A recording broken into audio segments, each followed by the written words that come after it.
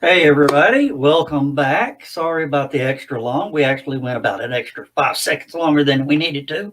Uh, Mainly because I couldn't find the button again. Me and buttons are not good friends.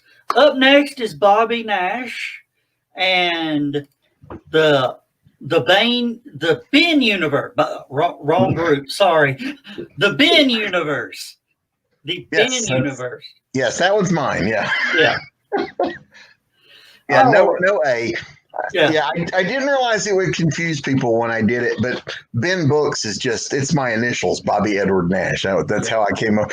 It wasn't. I wasn't really going deep when it came into coming up with the name of my company. All right, I'm going to go ahead and start throwing the ticker across the bottom. Visit his website, bobbynash.com, ben-books.com, and author Bobby Nash on Facebook. So I'm going to turn it over to you, give you the floor, and we will. Looks like John. I'm sorry, I'm looking in the background. John's setting up for trick or treaters. John is Nice. doing the outdoor life right now. Yeah, John's going to be broadcasting from the front porch. All right. Thank you, Bobby, for filling in. You have been a My pleasure. lifesaver. We're I may call on you again in the morning. Well, tomorrow might be tough. I may be out of the office. So it depends on what time. Morning time. Uh, All right, but no, I wouldn't do you that way. I'm sure we can. Hey, you've seen our show, Stupid O'clock. We can kill an hour without that's blinking. right. That's All right. right. I always tell that because I'm always asked on podcasts and stuff. It's like, do we need to get somebody else? It's like, please, I can fill an hour on hi, introduce yourself. All right. Take it away, sir. All right. Well, I guess I'll start with that. I will keep it less than an hour, but I'll introduce myself. I'm Bobby Nash. I'm an author. I write novels, comic books, short stories. You'll have to pardon the quarantine hair here. It's all over the place. Um, Joe mentioned the Ben Books universe. A little bit about that. Ben Books is my indie press where I do some books of my own. I also work for a publisher, so I'm what you call a hybrid author. But I started doing some books, releasing some books on my own after I got my rights back from a publisher or two that had them first. And so to get the books back out there and keep them in print, I started releasing them on my own. And so we started with things like Evil Ways. And after Evil Ways came Deadly Games. And what these had in common was I made up a fictional town called Summersville, the snow books, and England, sure. What the common denominator with these, what I've started referring to as the Ben Books universe, is the fact that they all have some tie to that town, which means they all live in the same universe, which means I can occasionally cross them over. That comes in handy later when you go, man, I need an FBI agent. I don't want to create a new character, but hey, I've got one over here. So that's a little bit about me. I see we have questions, so I love questions. Questions are awesome. If you have questions, please leave them in the comments, and I will absolutely answer them if I can. First up, we have a question from Charles F. Millhouse. Charles says, good evening, all. Bobby, what new projects do you have coming up? And now this one's a bit of a loaded question because I know Charles knows at least some of the answers. Charles is a writer himself. Charles writes a great series called Captain Hawkland, which is a very pulpy aviator character. I also write a very pulpy aviator character called Lance Starr, which, see if I can get the thumb right. Yes, you can see him on the wall over here. It's hard to do this backwards, but he's on that side. Lance Starr is and also a pulp character. Through Stormgate Press, Charles is doing a new book which will premiere on December 1st called Pulp Reality. And it's a magazine. I'm not sure how many issues Charles is planning a year at this point, but I do know it's going to be, I believe it's going to be an ongoing concern, issues, continuing on. But it's like an old pulp magazine with stories and art, and just it'll be gorgeous. I've seen the cover. The cover looks great. I've seen a few pieces of the interior art. They look great. He's got a great lineup of writers. I'm going to be in the first issue as well, and I'm honored to have written the very first team up between my guy, Lance Starr up here, and Charles's Captain Hawkland, who are both pulp aviator characters. And so it was great fun putting these two together in a like a pulpy adventure, having them, and in the trope of the greatest team ups, they're not exactly the best of buds when they meet, but when they team up and work together, great things happen. And, in the great pulp traditions, we're blowing stuff up, we're running, we're fighting, we're chasing, we're shooting, and there's airplanes. So, Charles says he's planning 2 a year. So that's awesome. He hopes I'll be involved. I was about to say, I hope I get asked back to come and do some more, because those were fun. But if you follow Charles and I, or visit either of us on social media, or both of us, or what, you're going to hear some more about Pulp Reality issue number 1 that will be out December 1st. So you'll see more of that. I also have several short things I'm doing for a variety of publishers. I'm also, hopefully, if I can get it finished in time, by the end of December, I would like to have the 6th Snow book out. And Snow is you can see the cover of some of the posters here on the wall. Snow is an action adventure series that takes place modern day, a lot of action thrillers. It's kind of my throwback to the cop and PI shows and books I grew up reading. So very action oriented, a lot of fun. And I'm working on book 6 now, which I hope to have out in December, if I can just, get it finished. Fair warning to everybody too, I talk with my hands, so you're liable to see this a number of times. So I apologize up front. But those are the 2 big things I'm working on. Also, like I said, I have multiple projects in the works that either the publisher hasn't spilled the beans on or anything. I do have a 4-book series called Hunter Houston Horror Hunter, which will be out in 2021. I'm working on book 3 of the 4 now. So that's exciting. So that's what I'm working on now. Chris Walker asked, for those who may not be familiar with the pulp genre, what is pulp? What is pulp?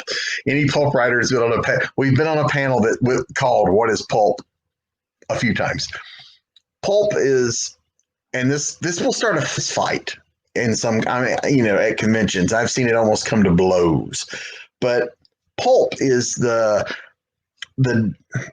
kind of broad definition of the old pulp books of the 20s, 30s, 40s, 50s, the small, tiny paperbacks. Actually, I'll give you here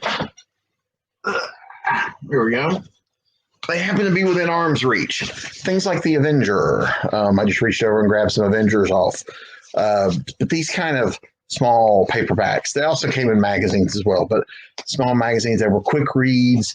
They were called pulp because they were printed on this cheap pulp paper. It turns good in yellow. They weren't expected to be collectibles. They were expected to be read them, recycle them, read them, toss them, whatever. They were not expected to be collectibles. They were cheap, easy reads. They were usually inexpensive. Like I said, they're usually short. As you can see, these are not super huge. And they were generally, it was like a quick read, something you could read in a day or 2. Actually, quite often they were quickly written over a day or 2. But a lot of great characters came out of the pulps that have resonated with modern audiences. And so modern audiences are revisiting and doing new stories with some of these pulp characters. It's a little hard to see from here, but I have a bookcase back here, and I've written some pulp characters, both new and pre-existing. Like I have written the Avenger twice. I haven't written the Shadow, but I've written the Spider. I've not written Doc Savage. but I've written like the Black Bat. Domino Lady. Domino Lady was a character from the 1930s who appeared in 6 stories, and I believe the year was 1936. And I read those when I was hired to write the first Domino Lady story I did. I found a reprints of the originals and read those, and absolutely fell in love with the characters. They're wonderfully, wonderfully written stories. And so I fell in love with the character, and I've been very fortunate. Moonstone keeps doing Domino Lady work. I have 3 things in production, Domino Lady wise, that I don't know when they're coming out, but they're done and out there, in the hands of the publisher. So characters like that, Secret Agent X, the Phantom Detective, the list goes on and on. There's a lot of pulp characters, so there's a lot of these characters have fallen because of their age into public domain. So a lot of writers multiple writers can write Domino Lady. Nobody owns her. She is a public domain character. So those are the pulps, but there were also romance pulps and sports pulps and et cetera, et cetera.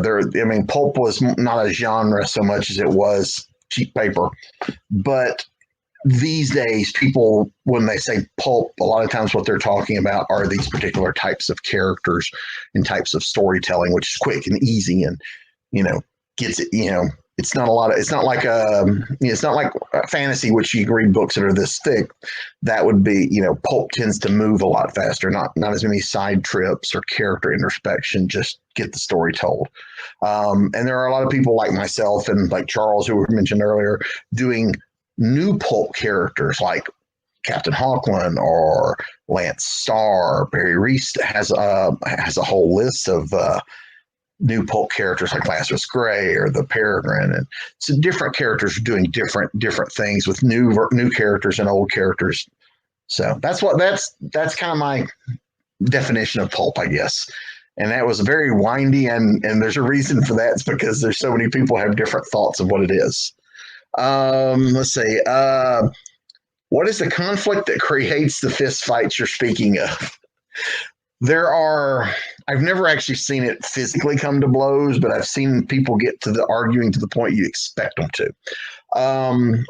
There are a lot of different people who have very different definitions of what pulp is.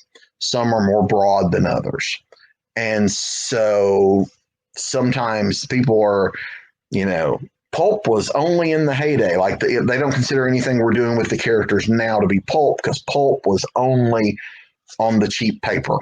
Others are saying, no, pulp is a style and we're doing the style of pulp. So there's different people with different, that's why I kept going the rounding way of my definition of it, because there are so many people who have their own definition of what pulp is.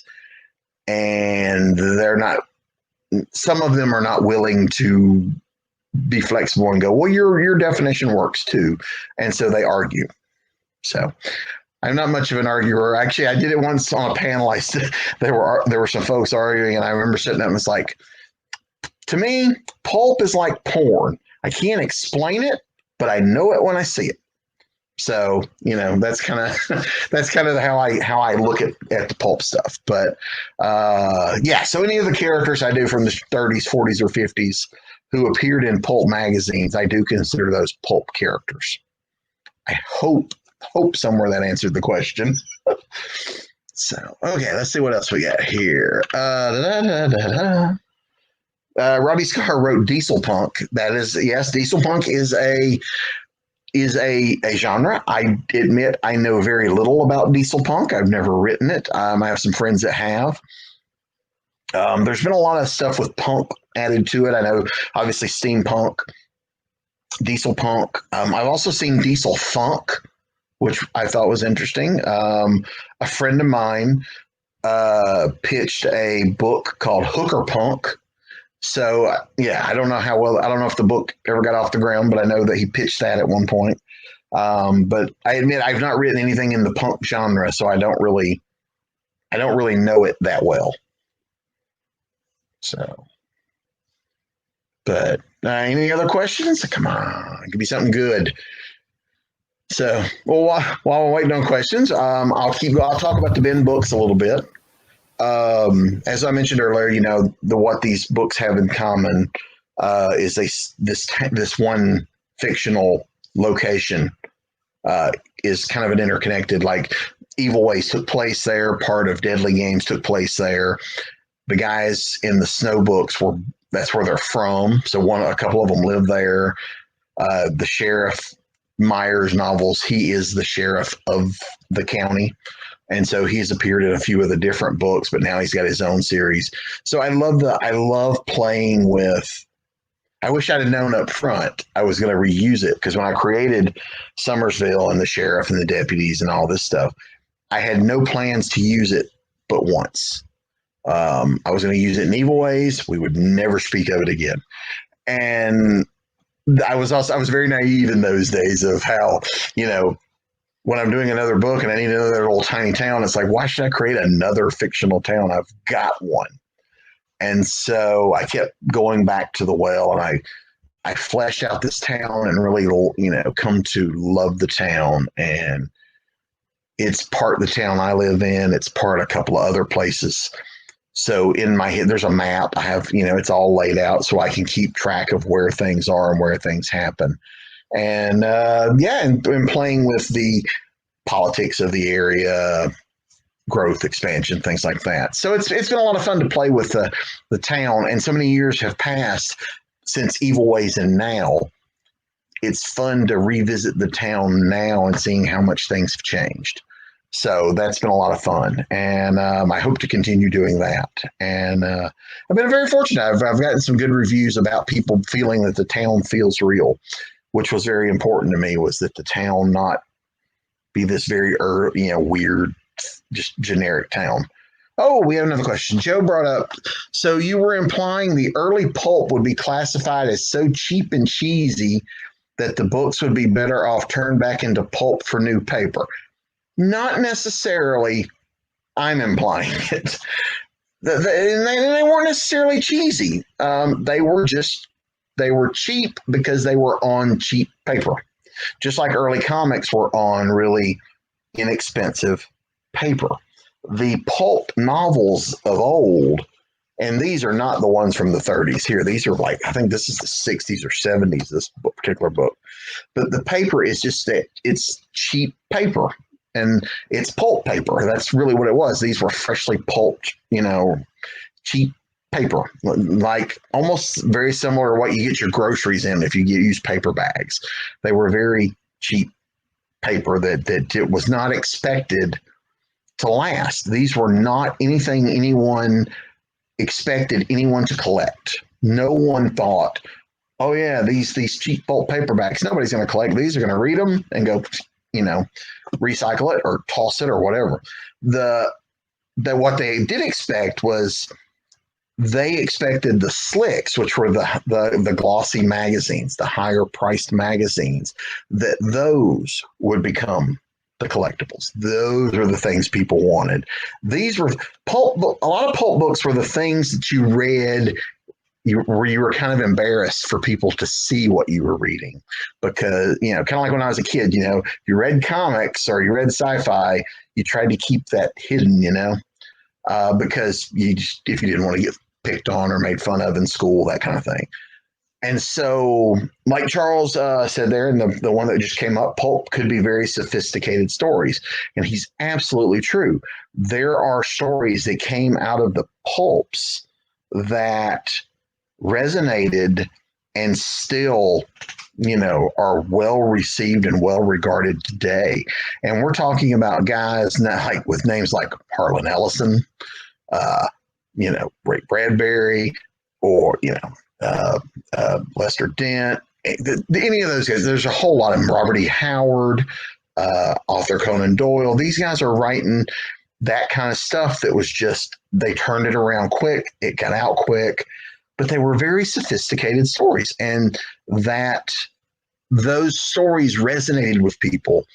And that's why there were a lot of series. And so, when you picked up The Avenger, if The Avenger was popular, they were going to fill you up with a lot of Avengers books until that popularity ran off, and then they would start something else, which is also part of the reason why a lot of pulp stories are very similar and a lot of pulp characters are very similar.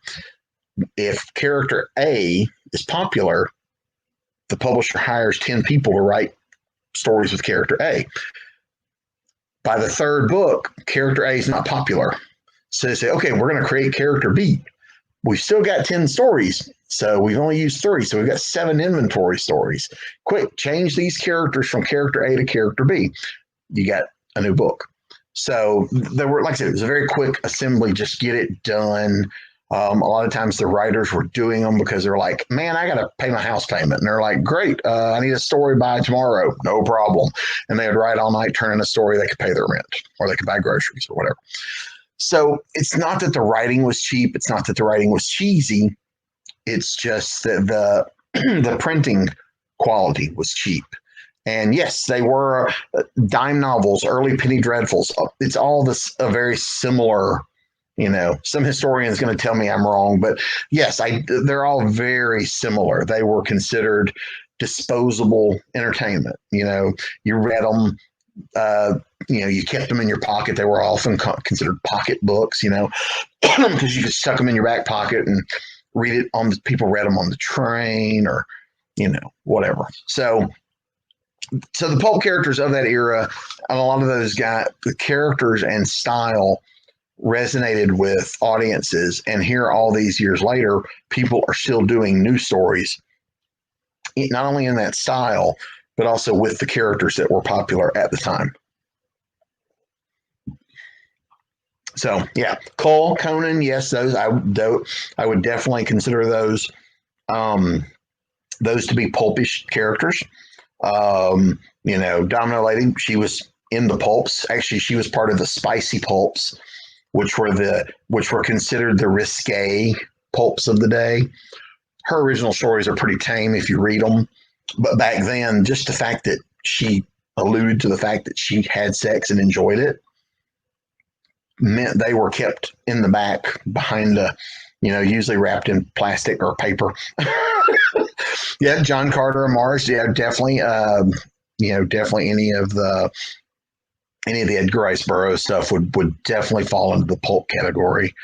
And but that's that style of story. That's a very pulpy, style of story. And whether things are called pulp or not, I mean, that's where it sometimes it's called pulp because it was the paper they were on. But if that style of story never went away. I mean, Indiana Jones is a pulp story. If you look at Raiders of the Lost Ark, that is purely pulp. And so, yeah, so it's just that kind of action adventure, quick, story. And I enjoyed telling those, and they've been a lot of fun. And I've enjoyed revisiting some of the old characters like the Avenger or the Spider was a lot of fun, and different characters like that, and playing with Secret Agent X or Domino Lady, characters who I didn't create them, so I kind of built on what came before and could go forward with them. So that was a lot of fun. So, any other questions? Come on. Okay. So, but that's pulp. I also write. I write various things. I'm kind of a journeyman writer. I guess publishers call up and say, "Hey, I need a horror story." No problem. Hey, I need a sci-fi story. No problem. There's a few things I haven't really tackled much. I don't write a lot of fantasy. It's not something I gravitate toward. I do have an idea that one day, if I ever get free time, I'm going to attempt a fantasy story. Just haven't got there yet. So yeah, stuff like that. I enjoy writing horror. Horror is fun. Sci-fi is fun. Sci-fi and horror together is fun. I turned this year. I did 2 full cast audio scripts, adapting short stories I had written into audio for a publisher, which was a lot of fun. It was a nice experiment for me because I had not done that before.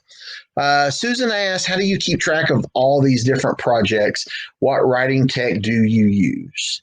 Okay, it's a good question. It's a very good question.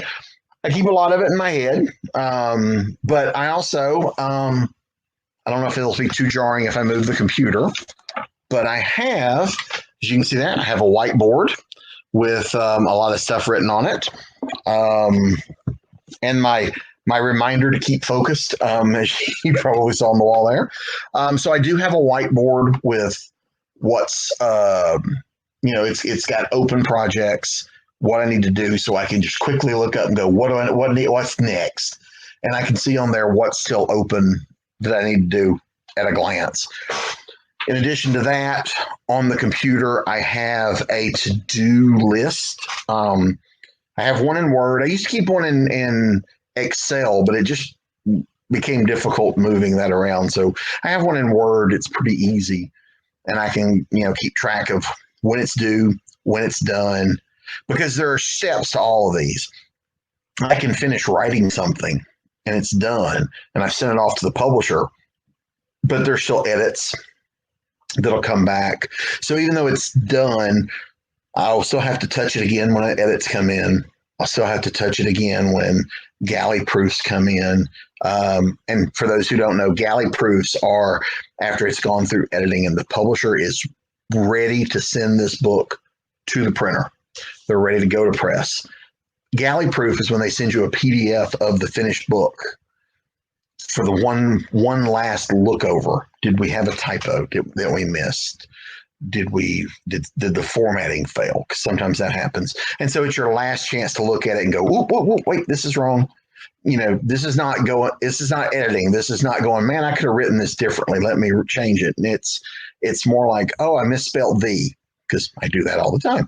And that kind of thing. And we didn't catch it. So those type of things happen. So as a writer, you learn juggling because there are so many different things where if this comes back in, you got to stop, work on it, jump back.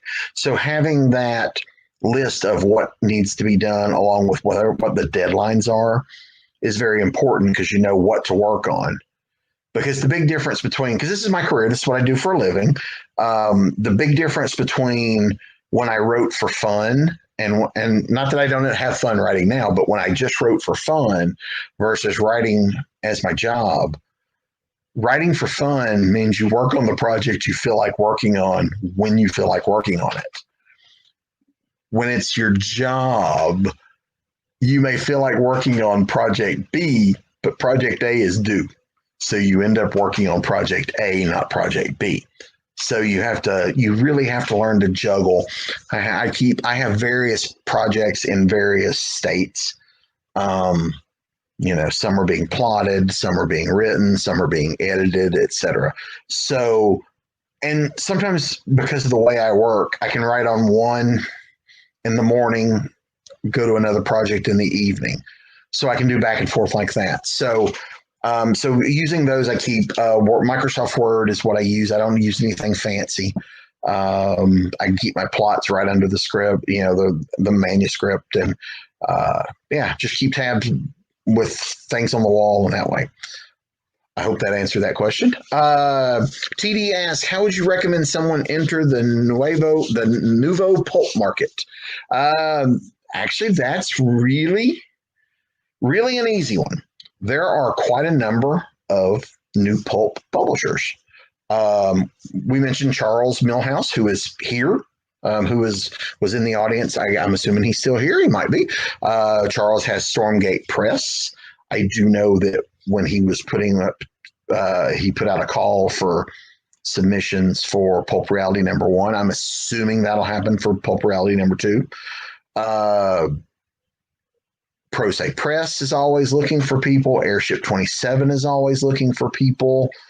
Moonstone Books is sometimes looking for people. I'm going to blank, but there's others. I know there are others, but those are the ones that I'm blanking on now. But yeah, there's a lot of them out there. If you look up new pulp publishers, you're going to find, you'll find websites, or if you just go to my website and look at the books I've worked on, you can see who those publishers are for. And find their websites, see if they're looking, reach out to them. A lot of new pulp places are doing anthologies and short stories. Some are doing novels, but most are doing short stories. So it's a good way to break in and get used to working with an editor, get used to working with those publishers, You're not going to get rich in the small press market, unfortunately. But it is a good way to get your name out there, to have a book to promote. It's good for learning to work with other people, working with an editor, learning to work with an editor and a publisher is a very important skill. And because how you deal with working with other people will help a lot as you go forward. That you'll learn a lot. You'll learn a lot doing that. So definitely, look out, check out, see what their submissions are. Like I said, we're all over. They're all over Facebook, Twitter, etc. There are also new pulp groups on Facebook. If you join some of those, you can see the people that are posting book releases. Ask them, send them a private message. As Charles just says here, always looking for new writers breaking into pulp. I'm assuming, I don't know if everyone can see the comments like I can, but Charles, if you'll put the Stormgate Press URL in there, that'll be something that TD could see. But like I said, there's plenty of places. Check out the new pulp groups on Facebook. You'll find a lot of people there, and just reach out and ask questions. I also saw JD had asked, how do you find the patience for writing? Well, anybody that knows me will tell you that patience is not one of my strong suits. I am about as impatient as they come. I wish I could write a lot faster. But for me, there was a moment where it clicked for me that this was no longer my hobby. This was my job. When it was my hobby, I worked whenever the muse hit me, whenever I felt like it. Oh, and this is my muse. If you guys haven't met Herbie. Herbie's my muse. Herbie's a little bastard, but keeps me honest. Sorry, lost my train of thought there. But yeah, so when it became, there came a realization at one time to me that if I wanted to write and for writing to be my career, then I had to treat it like a job. And by that I mean I'm doing it every day. I'm here at the table every day. I schedule days off like any other job. I can't work 365 days a year. We all need a day here and there, but I schedule those. So I schedule my day. I have a lunch break that is more or less the same time every day. I have dinner break about the same time every day. So I try to make it to where here's what I've got to do. And I schedule my day accordingly, especially when deadlines are due, because deadlines, you may have to put a little extra time, or you have friends that say, hey, we're going to go to the movies next. If that ever happens again, we're going to go to the movies on Friday. So you double up your work on Wednesday and Thursday so you can have Friday night off. So So treating it like the job helped in that. It's also important to remember when you're writing as a job, writing is only about half of what I do. As having my own company, I'm also doing production work. I'm doing marketing. Marketing, no matter who you work for, you're going to be marketing. Marketing is very important. And if you can't be a writer without marketing if you want to be a working, selling writer. You just can't do it. Marketing is important. I wish I knew all of this stuff before I became a writer. I would have probably taken some business classes because I never thought of myself as being a small business owner. But that's exactly what I am as a indie writer who owns my own press. So as a job, I have to treat it as a job. I spend part of my day doing, Facebook, social media, marketing, answering email. We get fan mail. Believe it or not, I get fan mail. That's still, I'm still stunned by the fact that I get fan mail, but I get fan mail. So after I respond to those, I get interviews requests, from magazines and websites and bloggers and podcasts. And so I have to answer those and do those and set those up and set up things like what we're doing now. There's a little bit of planning that goes into these. So there's a lot of that takes up time of the day. And then you do some writing time, and then there's more. And because I also have to split my focus on the marketing and promotion stuff. I can't just do it at one time of the day. I have to break it up, because if I only do it, say at noon Eastern time, well, the West Coast is still in bed. So, I have to do something for the West Coast later, or other countries. I have to kind of spread my promotions out throughout the day. And so this stuff you just learn as you're doing, and it becomes the job, it becomes your schedule. I hope that answered the question. I think I rambled a little bit there, but patience. That was what you asked about, patience for writing. I have no patience. I just make myself sit down and do it. Herbie keeps me in check. So thank Herbie. I kid. I just bought Herbie recently. He's just so damn cute. I can't help but use him in my social media posts. For those who don't know, Herbie the Robot was a Fantastic Four villain. He started out as a good guy, and then a bad guy took him over, and he tried to kill the Fantastic Four. But so part of my childhood. And when I saw it for sale, I couldn't resist. So, anyways, that's It's really the hard part is just convincing yourself to put your butt in the chair and start writing. So, good work. Well, thank you. Yes.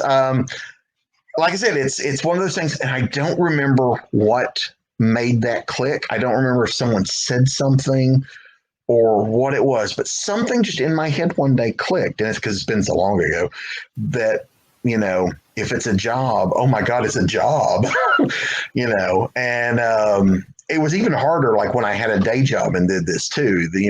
So I had to find ways to juggle that. So most of my day is really spent juggling. I'm like a circus act. It's okay, I got to work on this, and that ball's in the air, and then it's like, oh great, here's some edits, and the next thing you know, I'm juggling, stopping this to do edits and then jump back into this and try to keep it all straight in my head. So good notes help, keeping notes of where you are, what you're doing.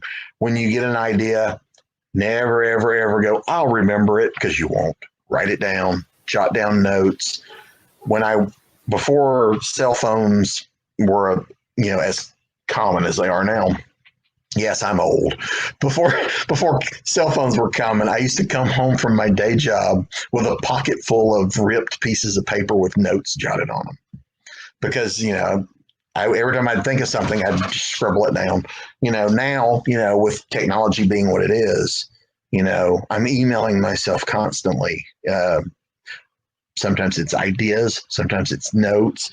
One night I woke up in bed, middle of the night, with an idea, just not an idea, like a scene from something I was working on. So I rolled over, hit the phone, started writing down what was in my head through my sleepy eyes.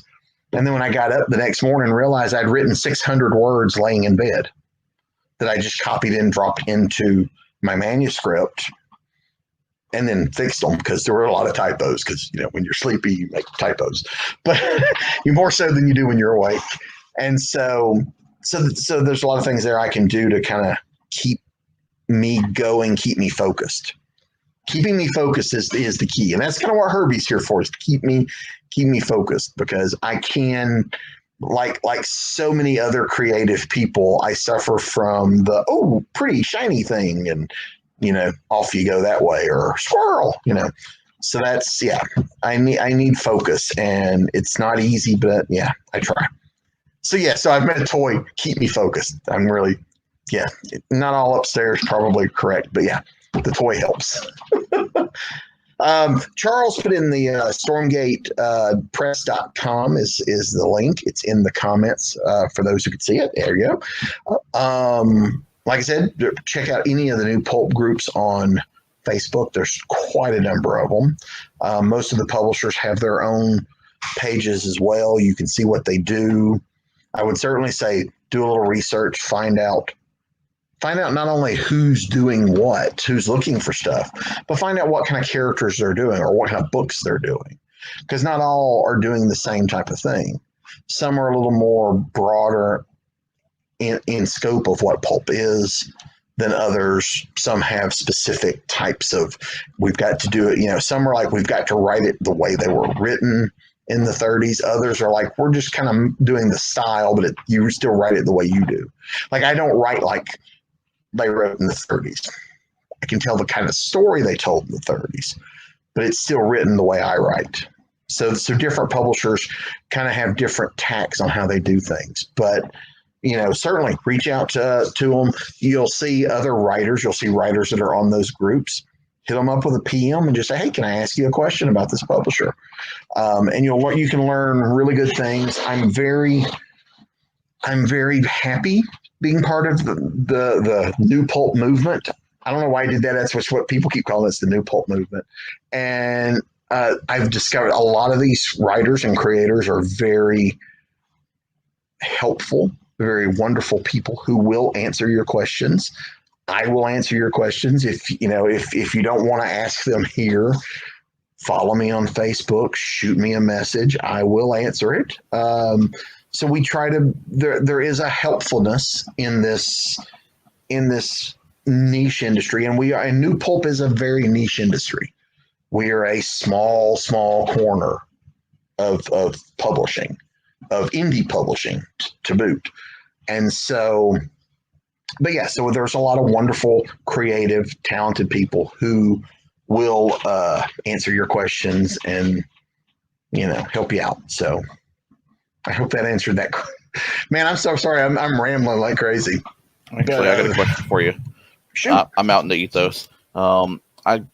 We talk about retro future stuff like, old laser guns and things like that. Mm-hmm. How far in the future are we going to have to start writing before cell phones and iWatches? Because we had Dick Tracy, so that was 60 years ago. That had the Apple Watch, and it actually has a video phone on it. But how far do you think we're going to have to start writing until we get to our retro future into theirs? Oh, that's a very good question. I guess it depends on what you're writing. I mean, certainly with the pulp stuff, a lot of the pulp publishers have decided, I guess because of technology may be the reason, I'm not 100% certain, that if Domino Lady was created in the 30s, that all of her stories are set in the 30s. So you don't see Domino Lady whip out a cell phone, that kind of thing.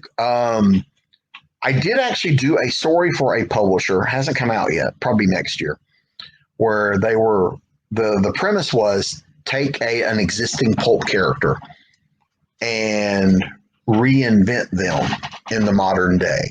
So I wrote a modern day Secret Agent X because I cheated a little. Secret Agent X's origin is, I didn't have to change a word of his origin, and it still works today just as well as it did then. And I thought that was very interesting, that the same problems, like he was in a war. It was a war with the same people, it was nothing changed, and I could put him in this, but I could have him using technology in a way that the guy in the 30s didn't get to do. As a secret agent, he's got these tools at his disposal. So I loved playing with how would X use these. But as for the rest, I'm not really sure. I mean, I have a story coming up that's going to use an existing sci-fi pulp character, and who, when he was created, the height of technology was transistor power. So I have to come up with ways to keep the feel of that character and yet still have technology that people will understand. Because this is what surprised me. I've met people who don't know what a transistor is. So to write for that audience, I can't just write for the audience that knows the original stuff. I have to write for the broader audience. So you have to write and come up with things that work for everybody, because there are a lot of people. I have a cousin. She's 20, and she has never experienced life without a cell phone, home computer, or cable. These are things that just, she doesn't believe that the world ever existed without those things. And so you have to kind of, that's part of your audience. So you have to write in a way that everybody understands it. Doing the stuff I do for Ben Books, the Snow books and Evil Ways and all that, those are set in the modern day because I do so much stuff in the 20s, 30s, and 40s with the pulp characters that are set in those eras. That every once in a while it is nice to just whip out a cell phone and go, problem solved. Let me Google this. Because Lance Starr can't do that. Because he's in the 40s, and so so sometimes it's fun to do that. But also, on the other hand, technology can sometimes be a hurdle that we have to creatively work around. With the snow books, I mentioned that the snow books are kind of my love letter to the cop and TV and PI shows of the 70s and 80s. Well, in the 70s and 80s, this could be your plot. I'll pick a character, Magnum PI. Magnum learns that there's going to be an assassination attempt on the governor of Hawaii at the governor's mansion. And Magnum is on the other side of the island and has to get there in time to stop the assassination plot. That's the entire plot. I can whip out a cell phone now and that plot becomes, a 2-minute affair. So you have to come up with ways to work around the technology, or the criminals have to get smarter because of the technology. And so, because your audience will groan if there's no cell service. That is a trope that they don't buy anymore. It's so you have to come up with ways that are believable to your audience, why they can't just call, text, or email someone and go, hey, there's a guy with a gun. So you have to come up with clever ways of working around those. Sorry, I saw a question here. Hang on, what was it? Dan asked, I remember one story I read where the writer thought a powerful computer chip was some kind of battery that gave the character super-powered weapons. I grew up reading comics. Comics were my gateway to reading. And from there, I found things like Encyclopedia Brown and things like that. But comics, I love comics, still love comics to these days. Comics were my intro. Stan Lee, God bless him, thought radiation was a easy answer to a lot of things. Spider-Man, radioactive spider, Hulk, gamma radiation, Fantastic Four, cosmic radiation. So there were a lot of things that in the intervening years we've learned are not, the things that would give you superpowers. In fact, some of these things are either harmless or could kill you. It kind of runs the gamut.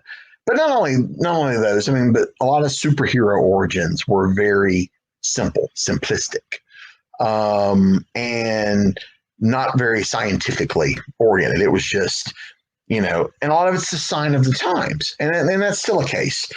When we create characters, a lot of times the origins are very rooted to the time frame that you're living in. In the 60s, the thought of radiation was everywhere. It was powerful. It was, they were scared, or this could kill us, though this is a little before my time, but the world was in, there were a lot of people that were convinced that, we were going to blow each other up with our atomic weapons. And so that fear leads into the creation of a lot of characters, not heroes and villains. That's how we get so many movies about giant animals, because radiation causes Godzilla. Radiation made these giant ants. So so a lot of times I think I'm getting off course there, but a lot of times the origin is related to the time that they're created in. If you created Spider-Man today, I don't think just radioactive spider would be what people would go with if it was new. Obviously it exists, so that's what people stick with. But if you were creating that character brand new today, I think they would have come up with something else other than bitten by radioactive spider, because that's not the thing that everyone's afraid of today. It could have been gene manipulation or, stuff like that. Or, I don't know, something in the food or something, it could be any number of things. But, so you do, if that helps. Like I said, there was a time when sci-fi writers thought a transistor solved everything, or if you were a pulp or an old sci-fi book or comic, if you were a scientist, you knew everything. It wasn't just, oh, I'm this kind of scientist. Scientist was a broad term that meant, Hank Pym's a scientist. He studies ants, but yet he can build a robot. Yep. So, if that makes any sense. So, oh yeah, I'm into cassette retro future. So a floppy disk either destroyed the world or saved the world. So, and it could be the same color disc too. Sometimes one was blue and one was red to denote good and bad, and that's how you knew it. So, yep, I totally feel you. And a lot of times, science fiction it is ahead of the curve. I mean, if you think about it, Captain Kirk used a version of the cell phone in the 60s. Captain Picard used a version of the iPad in the 80s. So a lot of times the real science mirrors popular science fiction because we're building a cell phone. It wasn't that it had to look like that. A lot of times they're like, oh, we're building a cell phone. Ooh, we should make it look like this because they had already seen that flip open, how cool that was, being able to flip the communicator open, or how cool would it be if we could read everything on a pad, And Charles says, let's face it, pulp or new pulp is written for a lot of guys over 35. It is not written for young people much. That's true. I can't argue that. I will admit I try to fight against that. I do try to make stuff that hopefully kids will read. Especially things like Lance Starr or Domino Lady is not for kids, so I don't write her that way. But like Lance Starr, I try to write kid friendly. But yeah, most of a big chunk of the pulp and new pulp audience are people that were already fans of pulp and new pulp. Like I said, it's a very niche market. But yeah, it's a fun niche market. So, but yeah, so there's Joe. And you're muted, Joe. To us. Okay, sorry.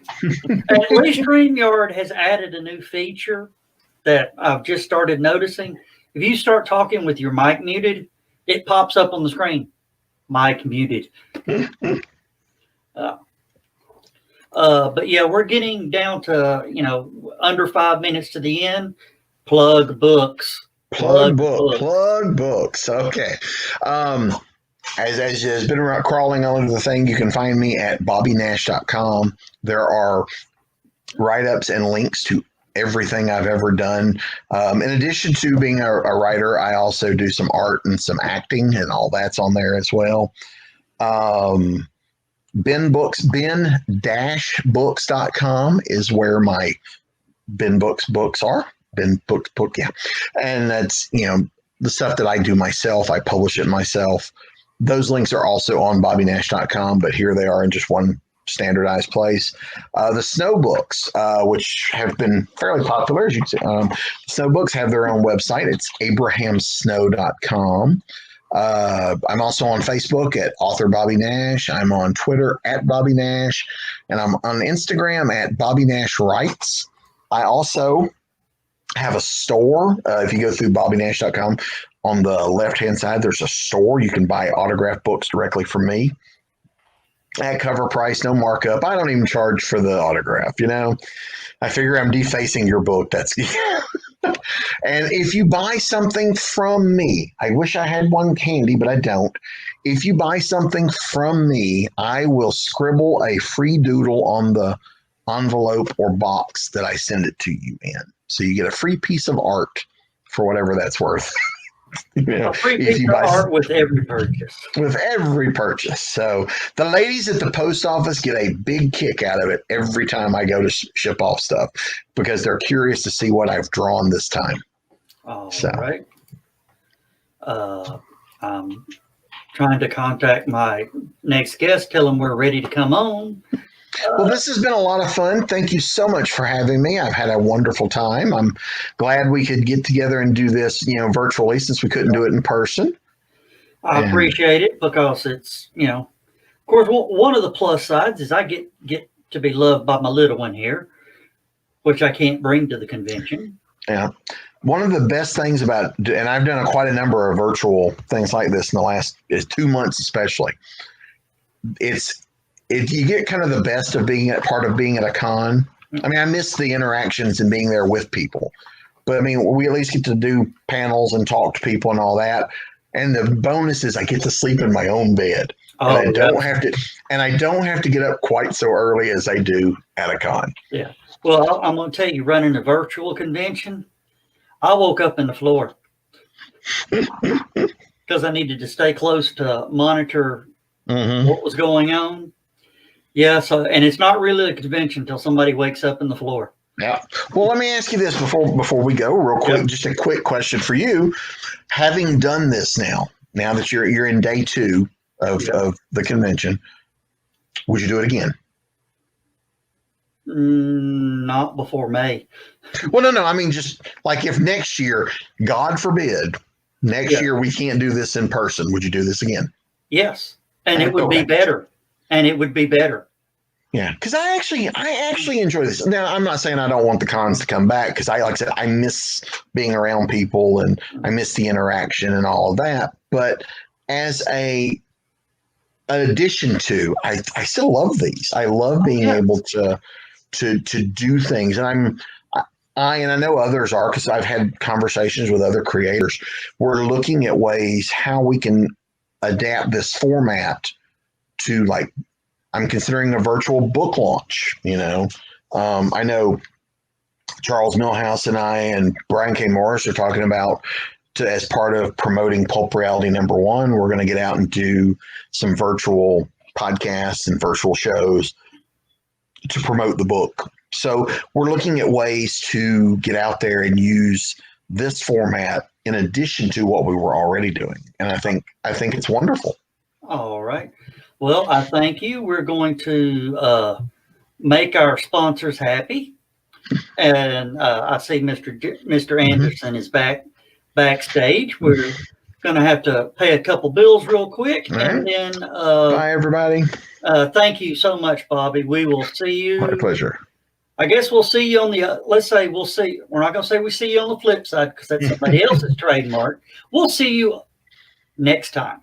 Next time. Yeah. Good night, everybody. All right. And okay, it's me. And as you know, fools, I will destroy you all. Ask me how. I don't know where this shirt came from. I just liked what it said, so we're ready to go. All right. Let me go ahead and run a couple commercials real quick for our great sponsors who helped pay for this bandwidth this weekend. So here we go.